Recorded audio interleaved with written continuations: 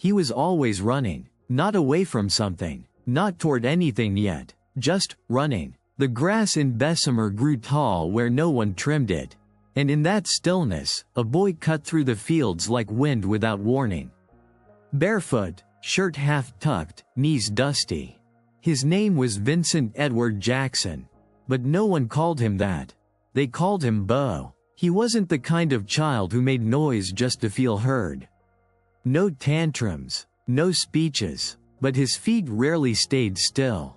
He didn't stomp or dance. When Bo moved, it was as if something had whispered to him, a challenge, unseen, and now he had to beat it. Older folks shook their heads when he passed. That boy gonna fly away someday. They didn't mean college, or fame, not yet. No one thought that big. They just meant, he moved different.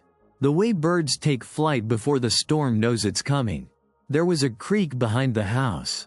Wooden fence posts, some leaning, some broken. And there, each morning, before half the neighborhood had stirred, Bo would jog to nowhere. Just a loop, just a rhythm, because movement, for Bo, was quiet. It made the world hush.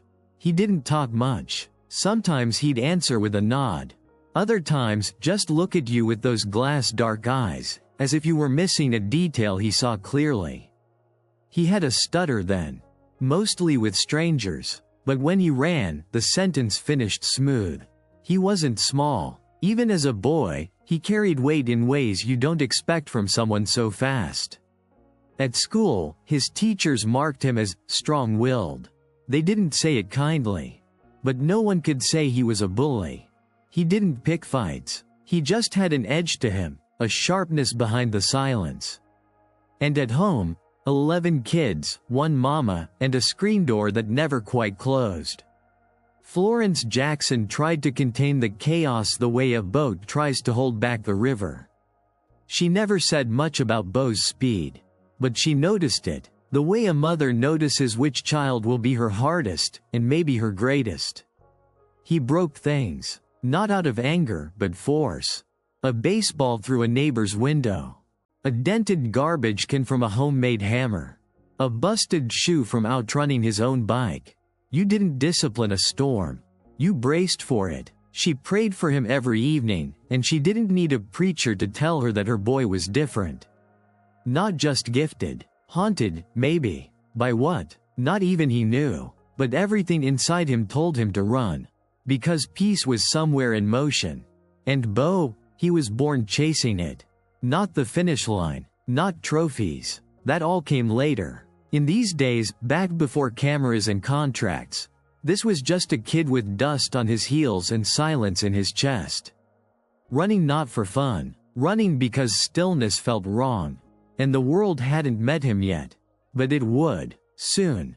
His mama used to sigh every time she heard glass break. Not because of the mess. Not even the cost. But because it meant Bo had thrown another rock. He'd say he was aiming at cans, or trees, or the crooked power pole down by the alley. But no one believed that. Not really. At 8 years old, Bo already had too much strength for accidents. He tried. He really did. Tried to hold back, to be gentle, like the church ladies said. But some kids have thunder in their elbows. Bo had hurricanes. Their house sat slanted on a worn corner of Bessemer, Alabama. The screen door hung loose from one hinge. They used a brick to keep it shut. Paint peeled like the past trying to escape. 10 siblings filled the narrow hallways with noise, until the only quiet left belonged to their mother, Florence. Florence prayed like breathing, short, constant, mid-stirring rice, mid-matching socks, mid-chastising Bo for another broken thing. She prayed, but not always with her eyes closed. She didn't have time for that. Bo was never still long enough. She'd watch him from the kitchen window, tearing across the gravel, barefoot, shirt open like a cape. 1 second in the yard, then gone. To the creek, to the field, to wherever he went when his feet begged to be free. She never knew exactly what he was chasing. Peace maybe, or silence, or maybe just some version of himself that didn't feel so big on the inside. Bo didn't mean to be loud. He barely spoke above a whisper. But his presence had weight. At school, teachers tried to rein him in, called him difficult, said he didn't listen. Truth was, he listened too closely. Could hear the tension in a voice, the doubt beneath a compliment. And he hated sitting still. The desk was a trap. The bell wasn't freedom. Only his legs gave him that. Florence knew what they said. That Bo was trouble waiting. But that wasn't her boy. Not fully. Not when she saw him tuck his baby brother in after a nightmare. Not when he helped lift bags of laundry too heavy for her aching back. He had a stutter then. Not always. Just when it mattered most. When they called on him in class. When a stranger asked him his name. Time would catch in his throat. But when he moved, when he ran, climbed, threw, time caught up to him. Florence wasn't the hugging kind. Life had scraped off anything soft. But she'd touch his shoulder some nights, linger a moment longer while folding a washcloth or wiping his scraped knee. She felt it deep in her chest. This boy would go farther than most. She just didn't know what that meant yet. Or what it would cost. They didn't have much. Dinner was often rice, maybe beans, maybe not. School shoes were hand-me-downs, and even those didn't last long once Bo got moving. He'd wear through the soles in weeks, come home bloody-heeled but smiling. Sometimes she'd hear him outside late, dragging sticks through the dirt, racing shadows, arms helicoptering through the dusk. She worried, of course she did, about what the world would do with a boy like that.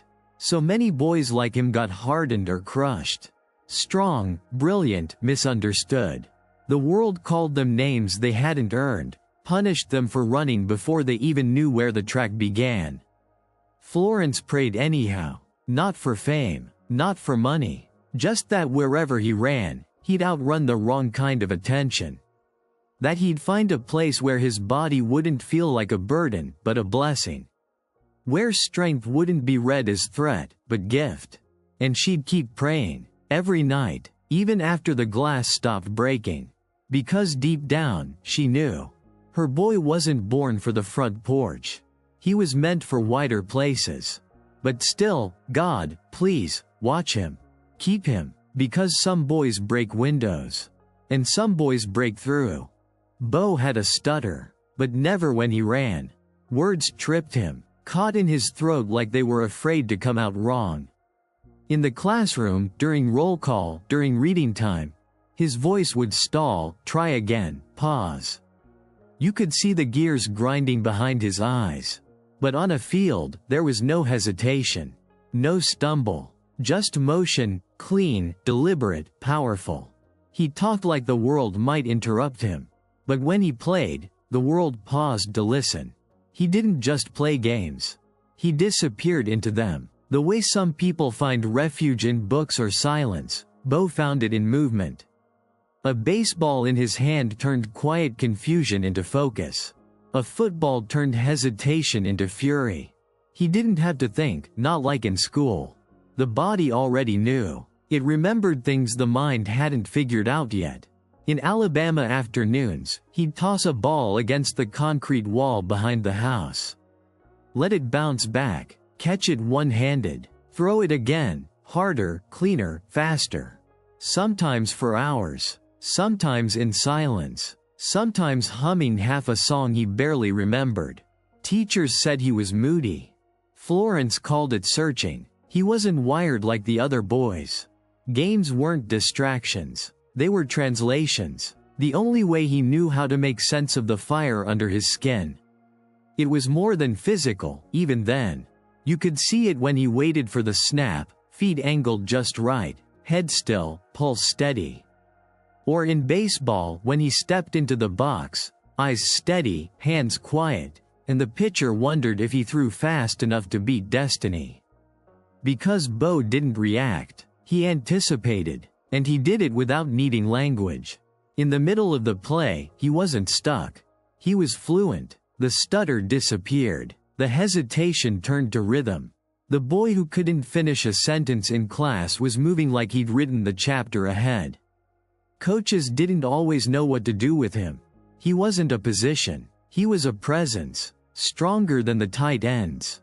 Faster than the backs. Quicker than the receivers. On the diamond, too. He could crush, sprint, steal, throw. A sentence that didn't belong in just one paragraph. And yet, he didn't boast. Didn't walk with a puffed chest, didn't taunt. He celebrated by handing the ball to the ref. By rounding the bases like he was asking permission, not demanding attention. People assumed he was arrogant until they met him. Then they weren't sure what he was. Just quiet, focused. Some days, when practice ended, he stayed. Ran extra laps. Hit rocks with a stick from one fence post to the next. Not for applause. Just because stillness never offered him answers. Often, he'd walk home alone. Through the same gravel paths. Past the same tired porches. Holding his helmet or glove or cleats like they were part of him now. Because they were. They let him speak. And in a world that rarely made space for boys who couldn't say what they meant. Movement gave him voice. Not everyone understood him, but the ball did. The field did. The race did. And that was enough. For now. The stadium lights buzzed like old bees in the Alabama night sky. You could hear them before you saw the field. A soft electric hum rising above the grass and the drums of a high school marching band warming up down the hill. Bo sat quietly on the edge of the locker room bench, helmet by his feet, laces tight. The room around him bounced with laughter, shouting, the slap of shoulder pads, cleats on concrete. But Bo was still. He always waited for the noise to pass.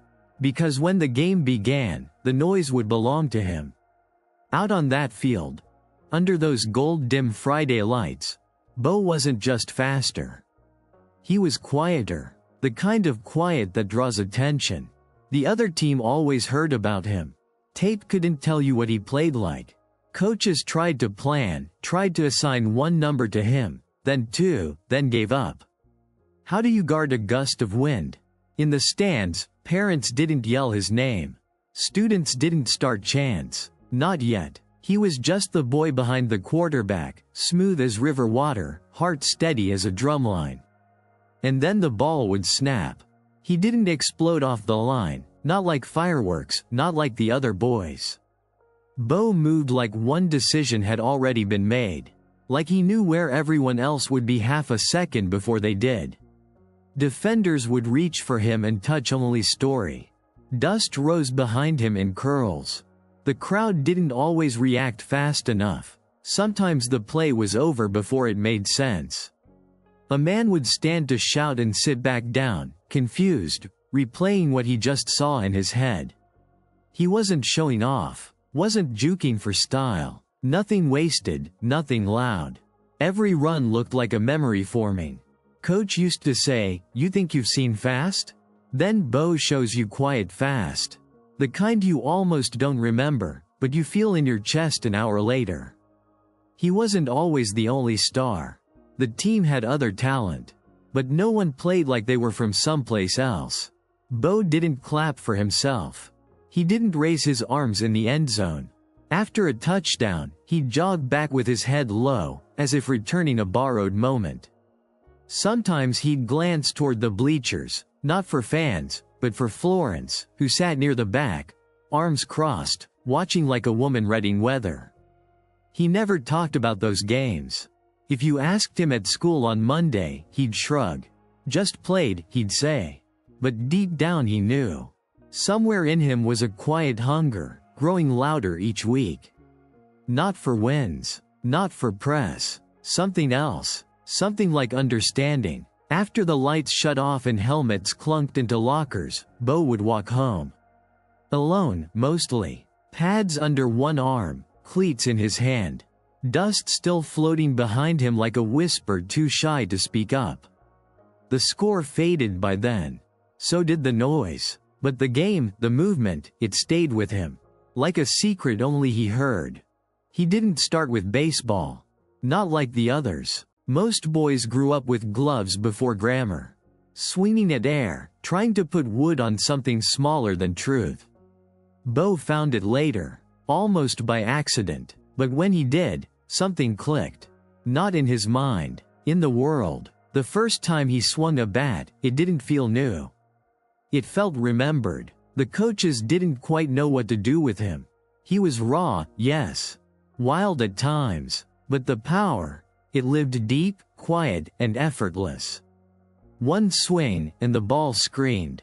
Flat line shots that didn't climb, they just vanished. It wasn't technique. His mechanics were strange, sometimes. He wasn't polished, and he didn't care to be. But you didn't teach what Bo had. Fields dusted his jeans red. Chalk clung to his ankles. Even in practice, something holy hovered around him. Not every swing was perfect. But even his misses made people stare. He didn't talk much in the dugout. Sat with one knee bouncing, eyes distant. Like he was somewhere else, watching storms form just over the horizon. Other kids joked, bragged, chewed seeds too loud. Bo just leaned on the bat like it was a walking stick, waiting for his next journey to the plate. He wasn't chasing scouts, didn't even know where the top colleges were. Florence didn't have maps in the kitchen. No one in Bessemer wore blazers tucked in with alumni pins. But Bo started to feel something. A pull, a tension, between the dust in Alabama and the breeze in his chest that said, keep going. He wasn't in love with baseball. Not like stories say. But the game gave him something, breathable space. In football, he was legend in waiting. In track, a greyhound among house cats.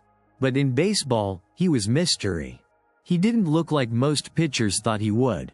Tall, yes. Broad, yes. But still, relaxed. Like the bat wasn't a weapon but part of who he was. By 16, his shot to the fence was louder than the crowd. One crack, and mothers turned their heads before the outfielders did. Balls left the park like they'd just been told a secret they didn't want to keep. A scout once said, "It's not just how far the ball goes. It's how fast it wants to leave him. Like it knows." But it wasn't about tapes. Or letters. Or what team would call. Not yet. For Bo, baseball was a place to breathe. A place to let the world slow down a little. Because when he hit, time stretched. And in that stretch, he found stillness. Florence saw the difference, too. Football gave him bruises and cheers. But baseball left his shoulders softer, his voice lighter when he came through the door. Sometimes she'd find him tossing a ball into the air, catching it without looking. Not even smiling, just at peace. Some kids need rules to thrive. Others need dreams. Bo needed runway. And that bat, silent, smooth, eternal, gave him one. No plays to memorize. No pads to carry. Just wind. And the knowing that somewhere out there, past the fences after that, there was more. And every swing pushed him closer. It wasn't his question. Bo didn't sit at night agonizing over it. Didn't stare at the ceiling, weighing cleats against a bat. That was noise from outside. From reporters, neighbors, coaches. Football or baseball? Pick. But he didn't want to pick. He never asked to choose.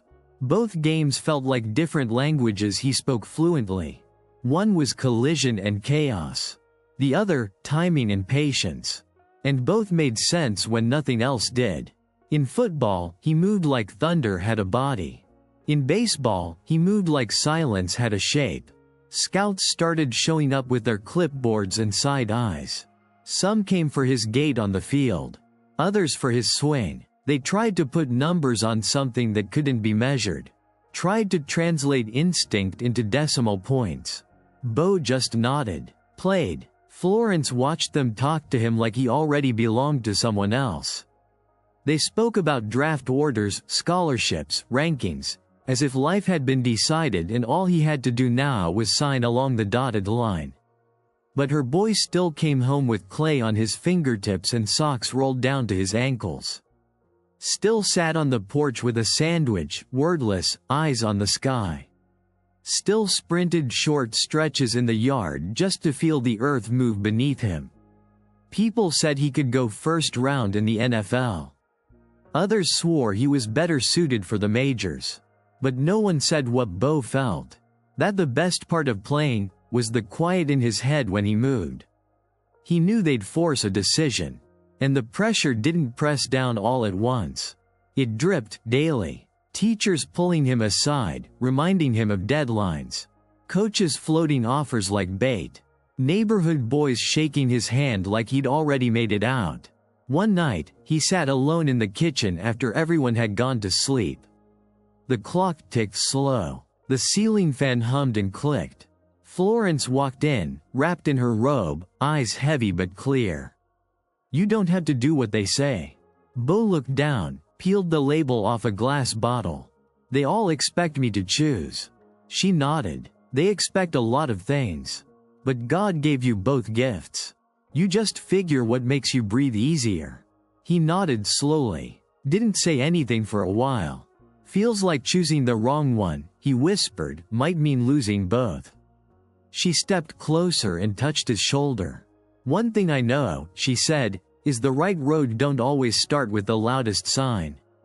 Bo ran his thumb along the table's wood grain. He didn't have the answer yet. But in that moment, he knew the question wasn't really about sports. It was about how to be wholly himself in a world that liked categories and clean lines. And Bo was neither. He was an edge in motion.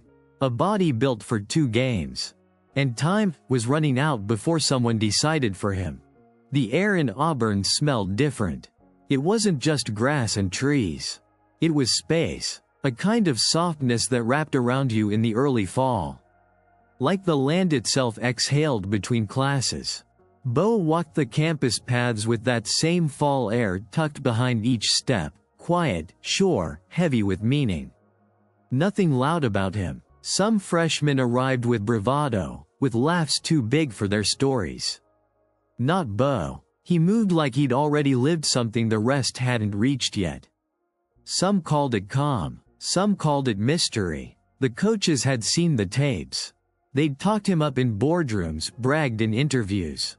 But then he walked out to practice, shoulders loose, eyes quiet, and it felt less like a player arriving, and more like something walking out of a myth. Auburn had seen greats before. But not like this. He didn't act like a star. He just acted ready. He wore number 34. Said it fit him. That it didn't ask for too much. On his first few runs, you could feel it. Not just speed, but control. Power wrapped in patience. He didn't race defenders. He passed them like they were standing still. Like they didn't even know they were part of his story yet. Coaches exchanged looks. Trainers paused mid-note. Because it wasn't just physical. It felt inevitable. The quarterback said later he could hear the difference in the huddle. Bo's voice was low, almost absent, but when he said he'd take the ball, the world leaned in. And the crowd, even before they knew his name, they waited for something. You could feel it in the rustle of the bleachers, the way people quieted when he lined up in the backfield. Some players earned cheers. Bo earned stillness. Florence didn't make every game. But when she came, she sat in the middle rows. Not high up. Not too close. Arms crossed, chin forward. Watching like she'd already seen it unfold in a dream. She didn't clap much. She didn't need to. Because now the world was seeing what she'd always known.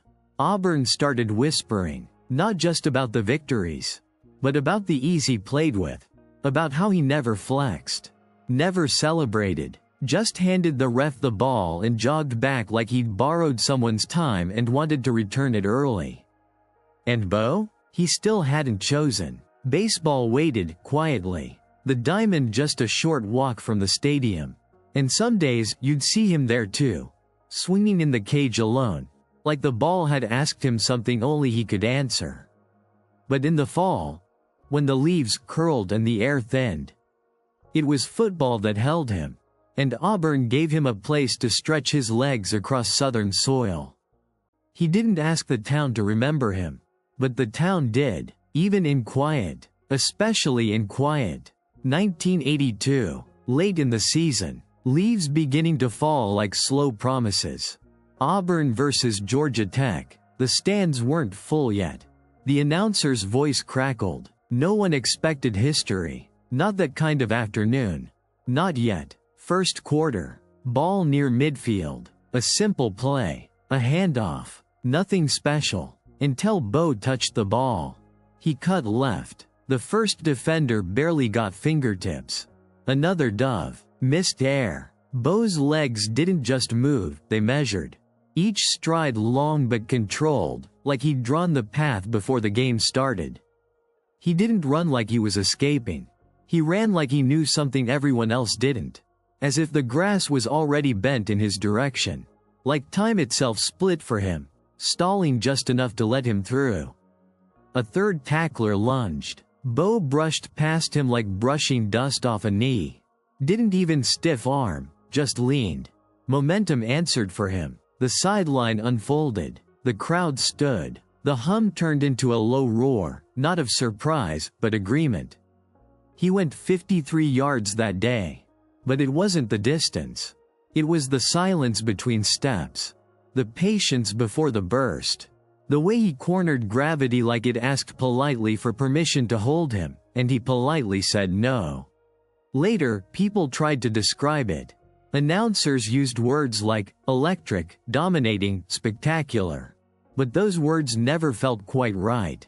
Because Bo didn't explode. He erased. Each would-be tackler vanished from the reality of the play like a sentence crossed out. By the time he reached the end zone, he wasn't out of breath. His face didn't twist and strain. Just a soft, small exhale through the nose. The kind a man gives not at the end of a mile, but just before the next one starts. His teammates slapped his helmet. Fans waved arms. Coaches scribbled harder on clipboards, suddenly needing new plays that could match whatever that just was. But Bo just handed the ball back, jogged to the sideline, sat down, picked up a cup of water like it was any other second down. Florence wasn't at the game, but someone called her later. Said, "Your boy just did something I don't have words for." She nodded. She never needed a television to believe the stories.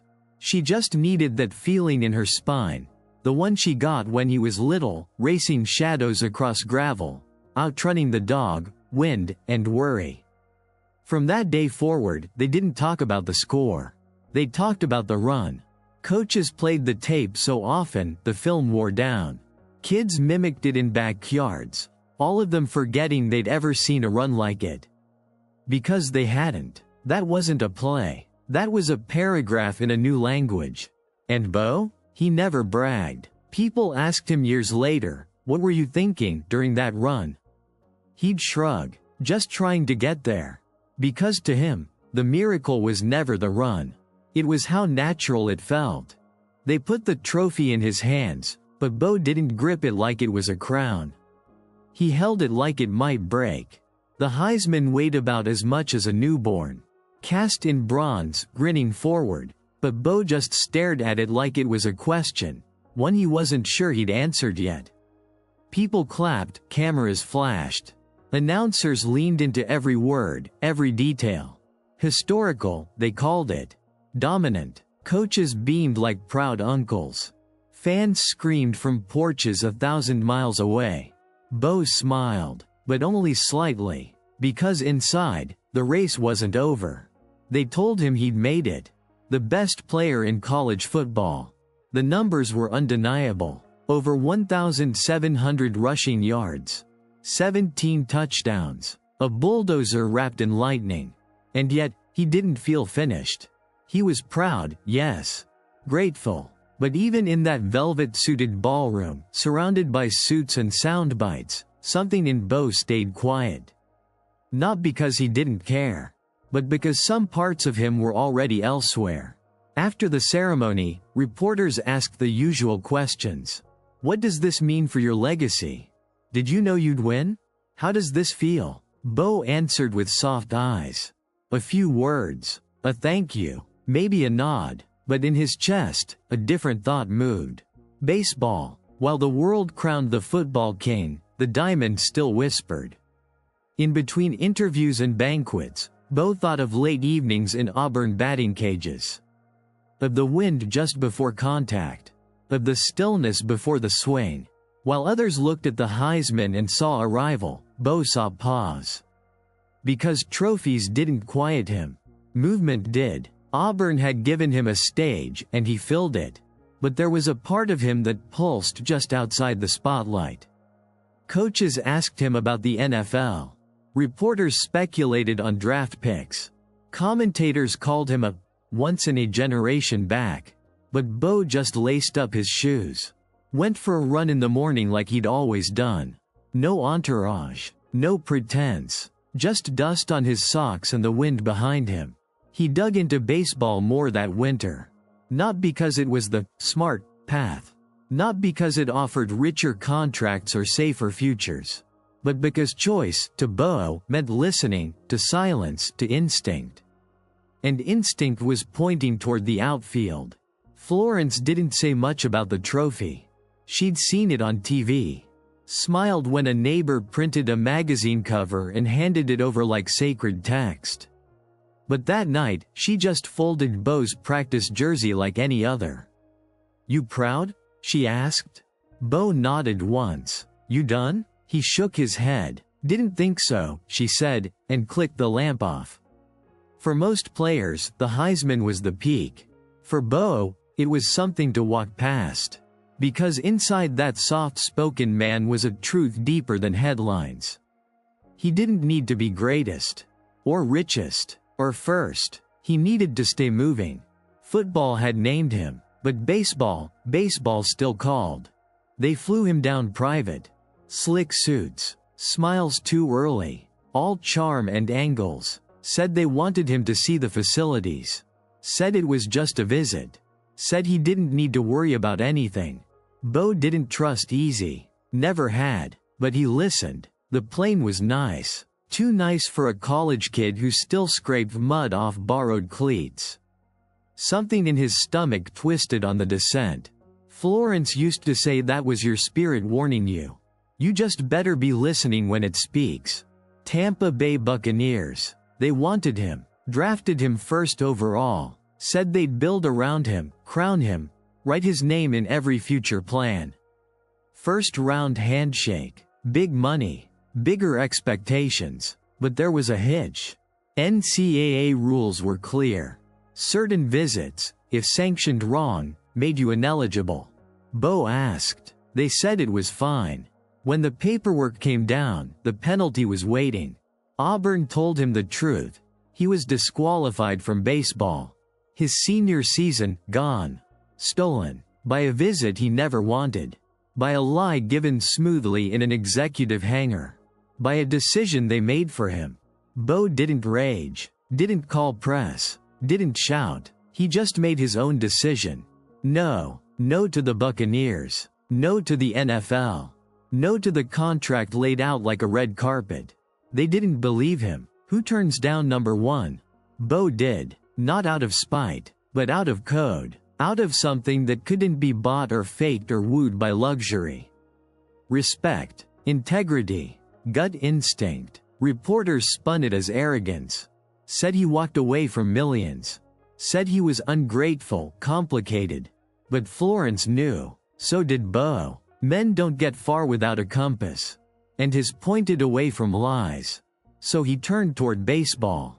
Toward the Kansas City Royals, quietly offering a shot to chase the thing that still echoed in his chest. He started from scratch. Rookie ball. Buses, long days, empty stands. No guarantees. And still, he smiled more. Moved freer. Like the world was whispering again. He never unburdened the loss. That Auburn season. The stolen innings. The betrayal woven in silk. But he didn't wear it loud. He just ran faster. Swung harder. Built forward. Because Bo Jackson didn't play games for contracts. He played them for truth. And truth never takes bribes. Kansas City wasn't waiting with parades. Bo came in quietly. Low draft slot. Low expectations. Some said he was just there on name. The Royals weren't sure yet what they had. Neither was Bo. But the diamond, it felt like calm again. No cleat-stomping huddles. No blitzing chaos. Just grass, chalk, sky, stretching as far as 1,000 silent prayers. He didn't start in the big stadium. He rode buses, shared motels with names that peeled off their own signs.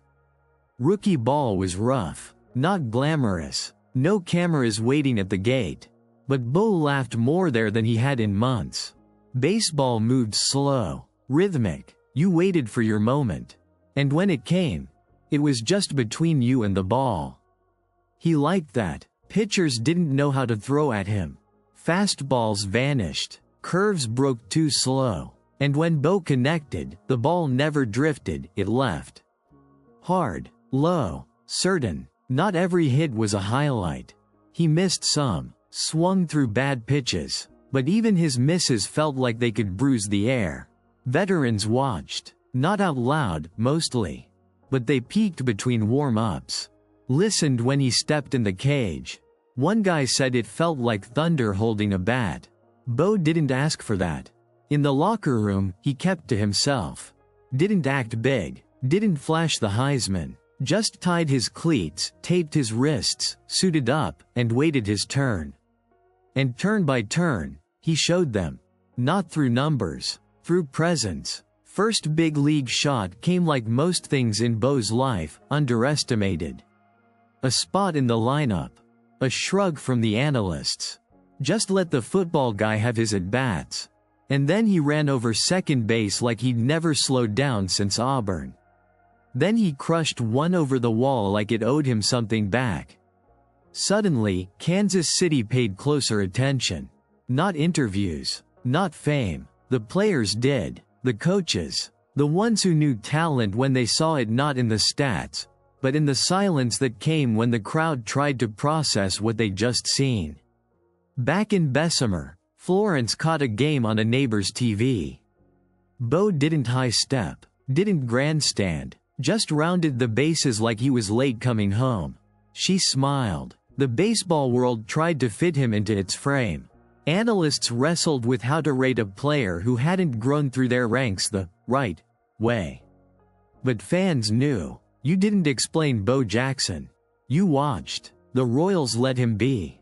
Play the field, take swings, run wild when it made sense. No overcoaching. No try-hard titles. Just a place to move. That was enough. And slowly, that quiet correctness settled into the numbers, too. The RBIs stacked. The homers flew. The baselines blurred where his cleats burned them down. Bo didn't need to say, "I belong." The field said it for him. In one stretch of summer, he robbed a home run with a leap so sure, even the outfield wall didn't expect him. Teammates just shook their heads, laughing like kids who saw magic in a Monday. Yeah, that was Bo. Still not loud. Still no chest thump. He tipped his cap once after the crowd roared. Just once. Then turned back to position, glove up, eyes steady. Like he was waiting for what came next. And something always did. 1989, Anaheim, California. Bo stood in the batter's box like the plate belonged to him, but he didn't act like it. His shoulders were relaxed. His helmet sat low, shadowing his eyes. The stadium buzzed, an all-star game crowd, full of expectation and restless cameras. First pitch came in fast. Bo didn't flinch. He watched it pass like he was reading a page in a book he'd already memorized. Second pitch. Crack. The sound was different, sharper, fuller, like thunder speaking. The ball took flight so fast the camera struggled to follow it. Left center, over the wall, into the blackening sky. Some in the stands gasped. Others just stood silent, hands slowly rising like they weren't sure if applause was enough. Bo ran. Not fast. Not slow. Just smooth. A jog, like he'd done it before, like he would again. He didn't pump his fist. Didn't nod. Just rounded first, second, third, home. Head down, face quiet, arms at his sides. The act of someone who wasn't surprised, only meeting the moment as planned. Ronald Reagan was in the booth. Said Bo reminded him of someone, then paused. Couldn't finish the sentence, because names didn't fit Bo. Only feelings did. In the dugout, teammates stood. Not clapping, just waiting, smiling, like they'd witnessed something you only get once. The announcers scrambled. That ball was crushed, one yelled. Bo Jackson, that's why he leads off. But the words always lagged behind the motion. Because Bo didn't perform, he arrived. Later that inning, he stole a base. Just because it made sense. Took off like a train leaving with no need for tracks. Catcher didn't even throw. The crowd laughed. A soft, breathless laugh that only comes when cause and consequence happen too close together. MVP, they called him by the end. He said thanks. Took the little trophy. Held it like a borrowed coat. Someone asked him what was going through his head when he hit that home run. He looked over. Nothing, Bo said. Just saw it. Hit it. Florence watched it on TV from Bessemer. She didn't say much. Just nodded once and turned off the set. That one felt true, she whispered to the room. Bo flew back the next day. Back to the Royals. No parade. No cameras at the gate. Just cleats in his bag and gum in his mouth. But something had shifted. The country realized you couldn't contain him in one league. One title. One lane. You didn't follow Bo Jackson. You caught glimpses. And if you were lucky enough to be watching, the whole game felt different. Even for a moment. It didn't feel like a return. It felt like an overlap. Bo slipped back into football like he hadn't missed a beat. Like between innings and at-bats, he'd tucked a helmet in his bag just in case. Signed with the Raiders. Black and silver. Suited him. A team born of defiance and edge. A place where questions weren't so loud. Where quiet brilliance could unfold without explanation. They said he'd be part-time. Baseball in the spring, football in the fall. But even part of Bo felt like more than whole for most. He didn't practice full weeks. Didn't run every drill. Didn't need to. He showed up on Sunday. And that was enough. Other players stretched, warmed up, went through routines. Bo sat still, lacing his cleats like a man preparing to jog across a dream. The first time he took the field, the crowd didn't know what to expect. They'd heard the stories, watched the highlights from Auburn, maybe even caught a glimpse of him with Kansas City. But this was different. First snap, hand off. He coasted past the line like wind-borrowed legs. No hurdle, no hesitation, just frames, blurring. The roar started as surprise. Then it turned into laughter. Joyful, confused, unfiltered disbelief. Because this wasn't a running back hitting a hole. This was a ghost gliding between pages of a chapter others hadn't caught up to. They'd say later he had vision, burst, strength, but it was more than that. Bo ran like time didn't apply to him. Like gravity only checked in sometimes. He didn't dance, didn't juke for show. His moves were decisions. One cut, then flight. Against Seattle, it was more than a game. He took over. 221 yards. One play, 91 yards untouched. Just a straight shot into myth. Brian Bosworth Dove missed a shadow. And when Bo crossed the goal line, he didn't stop. He ran through the tunnel. Disappeared. Like the moment couldn't contain him any longer.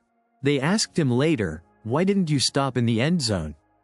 He smiled. Had more running to do. Marcus Allen shared the backfield. A legend in his own right. He knew what they had. Bo makes everyone else look like they're moving in place, he'd say. It was never just stats. With Bo, it was a feeling. The way the crowd leaned forward every time he lined up in the backfield. The silence just before the snap. The inhale. Because with Bo, you knew something was about to happen. And when it did, it happened fast. quarterbacks gave him the ball. That's all they had to do. He made the rest look easy. Like poetry written in motion, read at full sprint. He wasn't loud in the locker room. Just changed, nodded, sat alone sometimes. But teammates felt it. When Bo was on the field, the game bent. It wasn't Bo adapting to football. It was football catching up to Bo. Every game wasn't flawless. He fumbled, took hits, got tired, but fatigue looked different on him. Like a storm pausing to catch its breath. Through it all, he stayed grounded.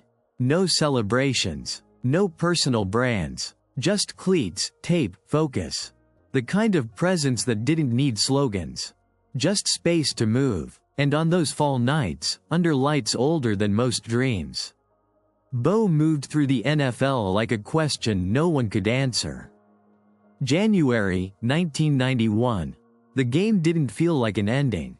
Raiders versus Bengals. Cold air. Hard turf. Wild card weekend. Bo took the handoff near the sideline, planted his foot, and turned upfield like he always did. Decisively, beautifully, undoubtedly Bo. Then a tackle. Clean. Nothing vicious. A grasp of the waist, a pull from behind. Bo fell awkwardly, his leg trapped under the weight of motion. Not violent, just wrong. He tried to stand. Something told him not to. Pain didn't roar, it whispered. A tightness inside his hip, like a string drawn too far and suddenly let go. Not agony. Not at first. Just the sense of something, gone. He limped to the sideline. And sat. No shouting. No scene. Just quiet. Trainers came. He nodded. Told them something didn't feel right. That was all. Next day, the doctor said the words. Dislocated his hip. They tried to downplay it. Said he'd be back in weeks. Sprains happen. Things pop out. They pop back in. But Bo, he knew. He felt it deeper than the doctors could reach. A pulsing stillness where fire used to live. The real truth arrived slowly, like fog creeping under a door. Blood supply. Bone death. Avascular necrosis. The hip wasn't just dislocated, it was dying. Cartilage collapsed into bone. Bone began to die from the inside out. A body that had never lied to him, now betrayed him without noise. He didn't cry, didn't rage, just nodded and packed the silence with grace. People asked how he was doing. He said fine, nothing more. Because pain, when it's real and forever, loses its need to announce itself. He tried to come back. He always would. Rehab, workouts, training rooms full of machines that beeped too cheerfully. But inside, a door had closed. The magic, the impossible rhythm of violent grace, of speed meeting power meeting purpose, it had scattered. Not everywhere, but where it counted, he still smiled, still joked, signed autographs without looking up, like it hurt to meet the eyes of those who still saw him as unbreakable. He walked slowly now, sometimes with a limp, sometimes without, but always carrying that silence inside. The one that never existed when he ran. Florence watched from afar, didn't ask questions, just made tea like always and tucked another prayer inside her folded laundry. Some thought it was just the end of a football career. But to Bo, it was deeper. Because running was never about the yards, the highlights, the cheers. It was about the freedom. And now, the bones had whispered back. You are human, not less than legend, just more than myth. Bo didn't argue, didn't beg, he just nodded once, and tried to find new ways to move. Most wouldn't have tried, not after that diagnosis, not after hearing the word, degeneration, spoken like an ending. Doctors said retirement, coaches said memories, the media said legacy. But Bo didn't speak. He worked. He wore sweat like armor. Day after day. Crutches 1 month, cane the next, then nothing. Not because he was healed, but because he refused stillness for too long. Pain became background, not gone, just familiar. The kind of ache you stop fearing because it never surprises you. He never said he was coming back. He just didn't say he wasn't. The first time he picked up a bat again, it felt heavier. But the hands knew. Muscle has memory. And magic, maybe, doesn't forget. He hit in empty cages. Fielded grounders in slow, silent mornings. Told nobody. Smiled when it felt good. Gritted when it didn't. Eventually, someone noticed. The White Sox called. Asked if he was serious. He said he could try. They didn't expect much. PR move, maybe. A gesture. But he didn't care about perception. He just missed the motion. He shaved his head bald that spring. Said it made him feel lighter. The press photos showed something different. A man not returning to glory, but returning to himself. Opening day, 1993. He was there. Not starting. Not paraded. Just present. In the dugout, he whispered. Prayed maybe. No cameras on him, not yet. Then, a plate appearance. Limps slightly to the box. Crowd leans forward, not because they believe, but because they want to. First pitch, a ball. Bo doesn't move. Second pitch, a strike. He nods. Third pitch, he swings. And hits it. Hard. Clean. Deep into right center. The ball sails. It's gone. The stadium doesn't explode exactly, it exhales all at once. A sound too wide for words. He rounds the bases slower than before. But steady. When he touches home, he doesn't lift his hands. Just smiles. Small. The kind you save for peace. After the game, reporters swarm. How did that feel? I owed it to myself, he says. They press further. He waves them off. Because it was never about headlines. This wasn't revenge against injury. It wasn't some scripted comeback. It was something simpler. Proof that even bent bones, silent pain, and time's cruel gravity couldn't erase what lived under the surface. He played that season, not as a star, not as a savior, just a man who walked with a slight limp, and still hit moonshots. And in that long, gentle return, you saw what legend really means. Not perfection, persistence. It didn't feel like a moment. It felt like a memory being written in real time. Bo stepped to the plate slower than he used to. The limp hadn't left him, just softened. His jersey hung a touch looser. His swing no longer snapped, it flowed.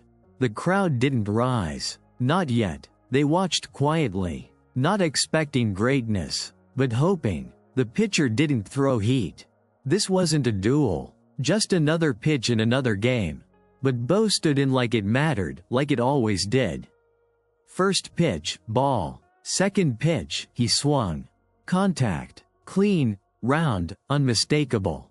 The ball climbed. Not violently. Not fast. Just, true. And as it arced into right field, the crowd finally rose. Not roaring, not reaching, but simply standing, the way you do at the end of something beautiful.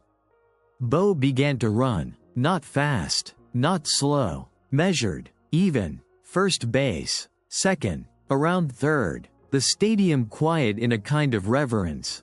No lights flashed. No fireworks. Just a man jogging home. Knowing this swing meant more than any trophy ever could. Because this wasn't about power anymore. It was about peace. He touched the plate, looked once toward the dugout, then down. And smiled. Not the grin of a man proving something.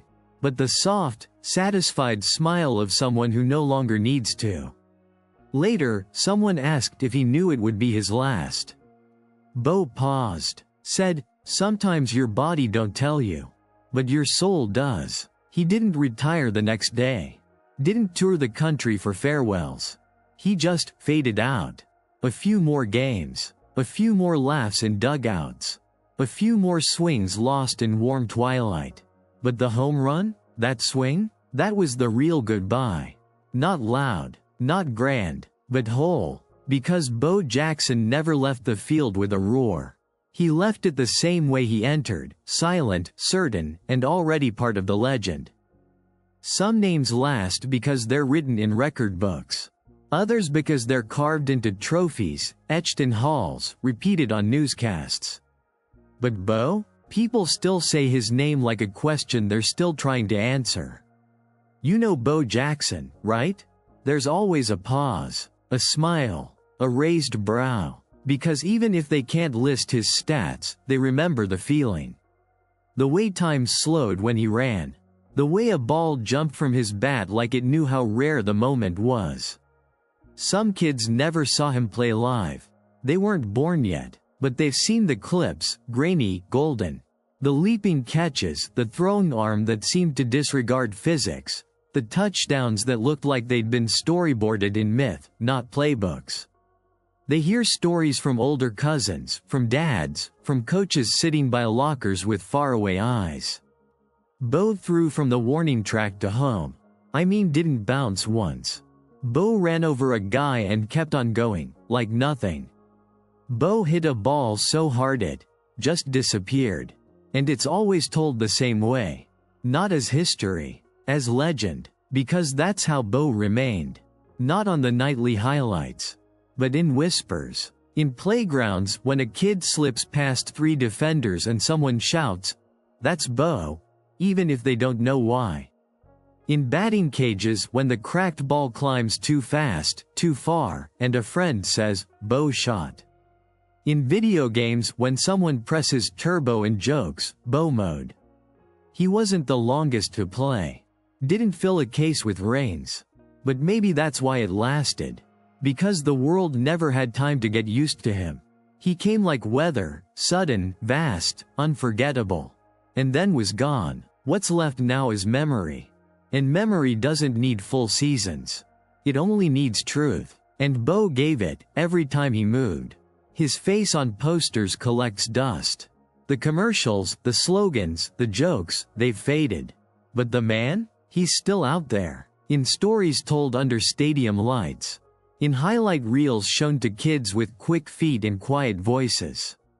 In eyes looking for someone who proved you could be good at more than one thing, and great without saying a word.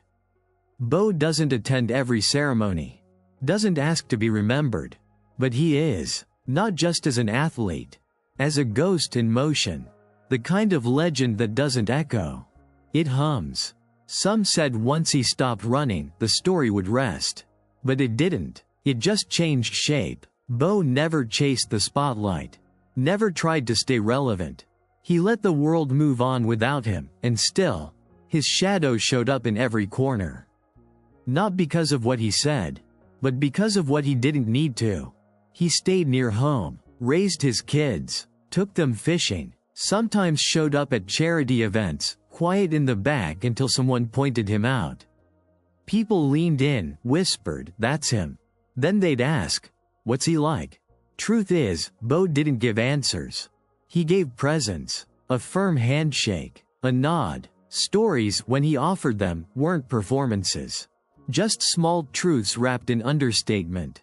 His voice came softer now, slower. More like his mother's. But when he told you about the past, when the right question found him, something lit. Not pride, not nostalgia, gratitude. He didn't collect memorabilia. Said the moments were enough. The pictures in his mind didn't fade, and that was what mattered.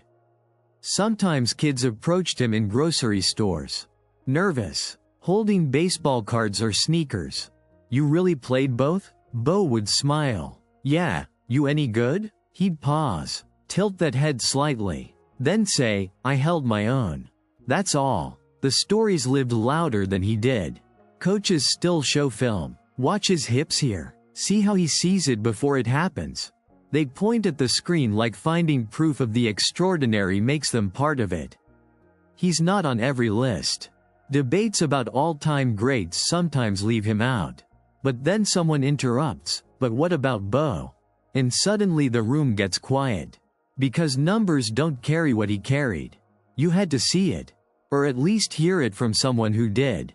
Not everyone did both like Bo. Not everyone could. He didn't chase being first. Didn't need statues. Fame left footprints. But Bo? Bo left wake. Still does when he walks into a room. Because what he did, stayed. In kids who run with too much power for their size. In stutterers who find fluency through movement. In coaches telling players not to be one thing, just their whole self. They say the game moves on. But part of it will always move like him. Not loud, just, sure. Some days, you don't notice legacy until it walks beside you. Bo was at a youth clinic once. Not a big event, no banners or stage, just a dusty field, a cooler full of bottled water, and kids too young to know what the world expected of them. He didn't introduce himself with stories. Just handed out gloves, adjusted stances, showed a boy how to grip the seams of a baseball a little looser. A father stood nearby, watching. He leaned over to another dad and said, "I grew up knowing two truths. Don't lie to your mama," and Bo could do anything. It wasn't a joke, just a quiet confession. Because Bo had become more than a name, he was a reference point. A way people measured what felt impossible. That weight, Bo never let it change him. He stayed off the talk shows. Avoided the circuits. Never tried to unearth his old fame or fight time for its attention. He let the game speak. Let others tell the tale. Bo knows, they used to say on TV. Now, Bo listens. Listens to young players describe dreams that don't fit inside a single box. Basketball and violin, track and physics, quarterback and poet, and he says, softly, you don't have to choose right away. Be both. Because he remembered being told to choose. And he remembered what it cost just to stay whole. Some players peak under lights. Others bloom after them. Bo bloomed in reflection, in the way his choices aged well, even if his career ended early. He once said, "I didn't need forever. I had enough. Enough moments to carve a presence that outlived stats. Enough presence to make memory speak his name in quiet rooms." He never chased the title of legend. He earned it walking away. And now, when people ask what became of him, those who know say, he became a father, a mentor, a story still unfolding in every kid who doesn't fit the mold but fits the moment. Bo never gave the world everything. But he gave it enough to remember him right. Not as a brand, but as a bridge, between what bodies can do, and what souls quietly carry. And in that space, he still moves. Legends usually end in bronze, or banners, or numbers retired under rafters. Bo's didn't. His story never felt like an ending was required. Just a soft slowing down. Like a dusk you didn't notice until the light had already changed.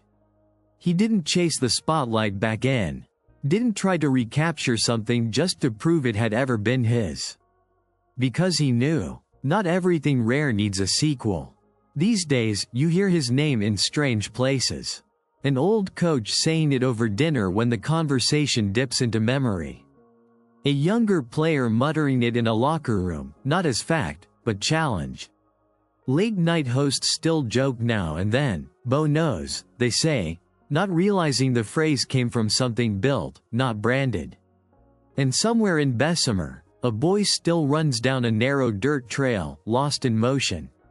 Somewhere in Kansas City, a father plays catch with a son and says, "Let me tell you about a guy who could hit like thunder." Somewhere in Los Angeles, a voice echoes through film of a Monday night game, tracking the blur down sideline after sideline. Not all of them know what they're remembering. But they feel it, because Bo wasn't designed for a timeline. He was a moment stretched long enough to matter, and gone before it got crowded. He didn't ask to be remembered that way. But the world did, for the myth that didn't need making. For the quiet that didn't need noise. For a man who ran not to escape, but to become something freer than form. He still walks through life like that. The earth beneath him changed slightly by all the places he's already moved through. And if you ask him what it all meant, he might pause, give that soft smile. Then say, "I just like to run." And in that one sentence, you'd hear all the rest.